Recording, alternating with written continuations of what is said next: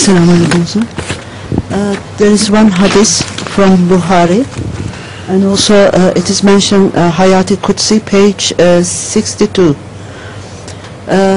It says, if Holy Prophet sallallahu alaihi wasallam says that if only 10 of the Jews had accepted me, most of them had become believers, and the gate of guidance should have been open for them.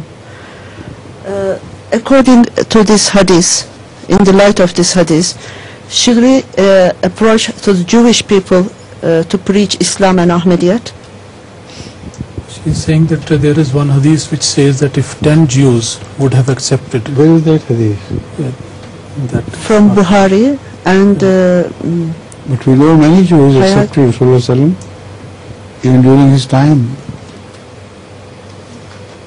So any tradition which contradicts the facts of Rasulullah's life has to be considered with caution. What is the underlying meaning? So if you have brought that hadith with you, you can read the words first. there is Give it to the Imam Sahib. Yeah, burden is not with her. Burden is not with you? No. there is hadith, but I can't read it. It is a little bit Then I can read. difficult.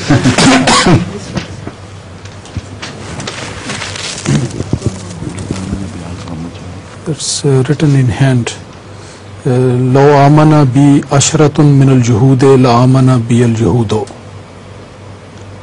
That if 10 of the Jews have believed in me, then all the Jews would have believed in me.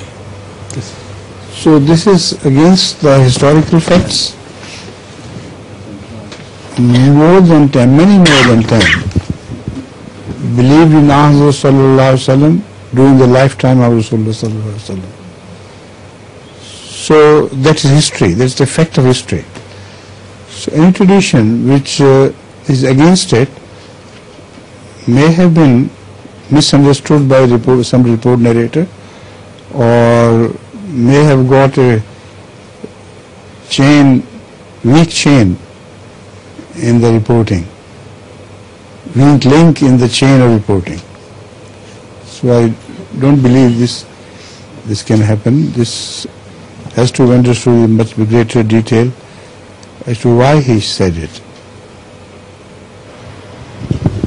Again, this hadith, the wording of this hadith seems to be against a prophecy of the Holy Quran, which is unchangeable. That prophecy deals with the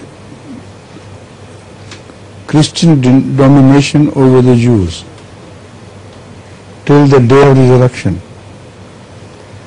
So if all the Jews had believed in Rasulullah sallam, who are those who are mentioned?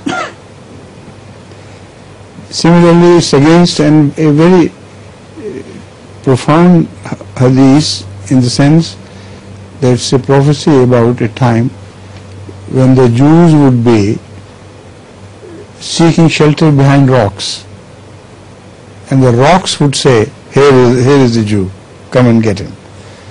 So by rock here, what is meant is a great worldly power which can provide shelter. So those who have been sheltering the Jews, a time would come when they would withdraw their shelter, their blessings from the Jews, and that would be a time of their great punishment. So there's so many other hadith and verses of the Quran which indicate that the Jews would continue to live till the day of resurrection.